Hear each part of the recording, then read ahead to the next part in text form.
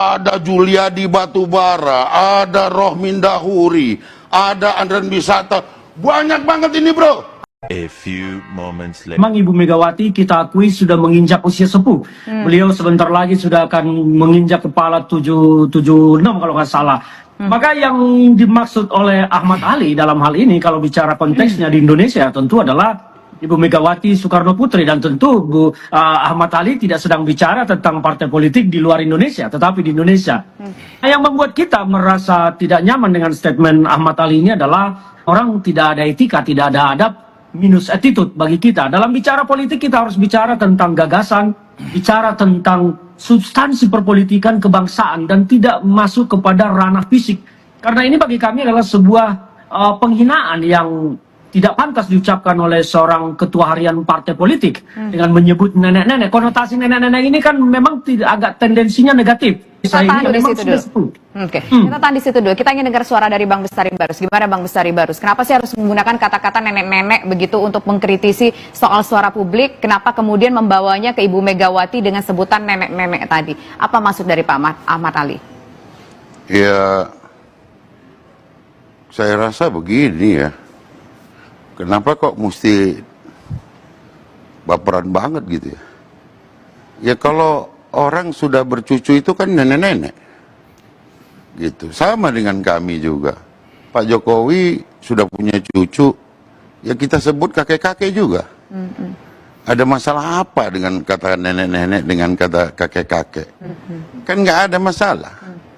Persoalan pada waktu itu adalah ada pertanyaan, doorstop tentang Pak Jokowi yang katanya mau pulang ke Solo. Dibuktikan kok pulang ke Solo. Mau ngurus cucu juga. Tapi tetap berpolitik. Loh, haram. Gak haram, begitu itu kan yang menjadi penjelasan dari Pak Ahmad Ali. Emang haram orang berpolitik? Kalau seusia Pak Jokowi sudah dikatakan haram, berarti usia di atas Pak Jokowi lebih haram lagi dong? Nah ini nyindir siapa lagi dong? Iya dong, iya nggak? Kan begitu. Saya juga nggak ngerti kok jadi baperan ya. Apa sih nenek-nenek? Mak saya juga kalau ketemu cucu, aku ini udah nenek-nenek, kau kasihlah aku makanan yang enak katanya. Apakah kemudian dia menyatakan dirinya jelek, konotasinya negatif? Jadi politisi PDIP ini meresponnya baperan gitu ya. Langsung kita tanya sama Bang Ferdinand. Bang Ferdinand, kok baperan banget sih? Emang seharusnya kalau orang udah punya cucu dipanggil nenek-nenek? Enggak lah, ini bukan soal baperan, tetapi kita bicara tentang etika dan adab berpolitik. Ya siapapun, nenek-nenek dimanapun, kalau disebutkan nenek-nenek, itu konotasinya, tendensinya negatif. Beda dengan berkata, saya kepada cucu saya, saya ini sudah kakek-kakek. Itu konotasinya beda. Tetapi ketika kita menuding seseorang dengan istilah itu, di sini kan ada hadir narasumber juga, ahli komunikasi politik, nanti ditanya saja, apakah itu tendensinya baik. Tapi yang pasti kita tidak sedang baper. Kita ingin mengajak bangsa kita ini. Waduh, masa tidak, ini bukan baper, tetapi itu adalah jujur kalau ada yang mengatakan itu tidak baper. Enak kita ngobrol, bilang dong kami baper gitu. Selesaikan dulu. Kalau ada yang mengatakan itu tidak baper, berarti itu kita kategorikan dalam kelompok orang-orang yang tidak punya attitude berpolitik, tidak punya adab berpolitik. Ya, baper itu juga tanda-tanda tidak punya attitude juga. Kita bicara tentang gagasan, makanya saya bicara tentang bagaimana kita melakukan pemberantasan korupsi? Apakah Ahmad Ali Bang, konteksnya kita nggak bicara soal pemberantasan korupsi malam hari ini. Nggak apa-apa kalau mau bicara pemberantasan korupsi. Saya di sini sebagai moderatornya. Kita di sini sebagai moderatornya, kita akan fokus dulu. Kita akan fokus dulu pada bahasan malam hari ini. Kenapa ada kata-kata nenek-nenek tadi? Kalau dia nggak bicara, masa Anda suruh bicara? Anda aja bicara. Itu yang kita maksud. Mari kita bicara berpolitik kebangsaan. Politik kebangsaan, penyakit bangsa kita ini sekarang adalah korupsi yang menggila. Kita tuntut Ahmad Ali bicara tentang itu, tidak bicara tentang fisik seorang ketua partai. Contohnya, bagaimana Ahmad Ali mempertanggungjawabkan ketika dia sudah diperiksa oleh KPK terkait dengan kasus korupsi? Saya suka ini. Itu yang dipertanyaan. Boleh lah. Ini yang saya tunggu. Ditunggu, dikepancing Bang Ferdinand. Oke, boleh Bang Bestari dijawab. Tahan dulu. Ini kita ada slide yang lain di dalam diskusi ini. Silakan, mungkin itu dijawab dulu. Kita bicara tentang korupsi, Anda menyitir Ahmad Ali rumahnya diperiksa KPK.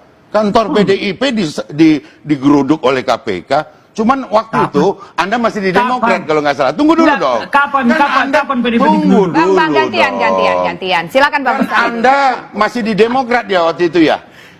Masih di partai yang urus-urus sambalan.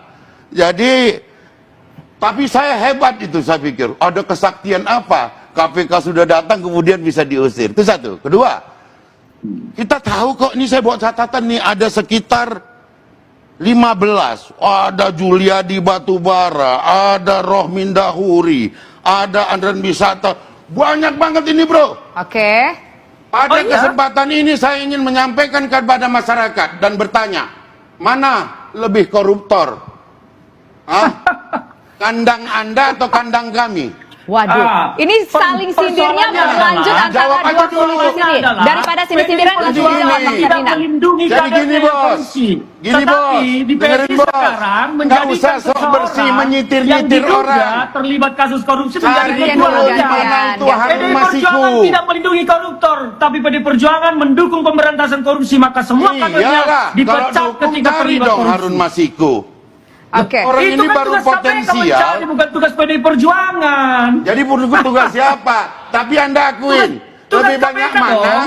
kasus korupsi di PDI Perjuangan atau di Partai Intinya Solidaritas adalah Indonesia? PDI Perjuangan tidak pernah melindungi kadernya yang korupsi tapi dipecat. Siapa yang Bedanya melindungi dengan kadernya? PSI Yang menjadikan melindungi kader seseorang yang siapa? diduga terlibat korupsi menjadi Ah. ketua harian. Inilah beda Loh, mindsetnya tentang dari korupsi. mana dia terlibat korupsi? Semua orang boleh diperiksa. Justru Kantor karena Anda diduga pernah lah, diperiksa maka kok. diperiksa oleh KPK. Apa kemudian kita Rumahnya bilang Anda digeledah, terlibat ditemukan korupsi? Enggak. uang, jam, dan Sampai lain-lain. dengan bisa dibuktikan baru.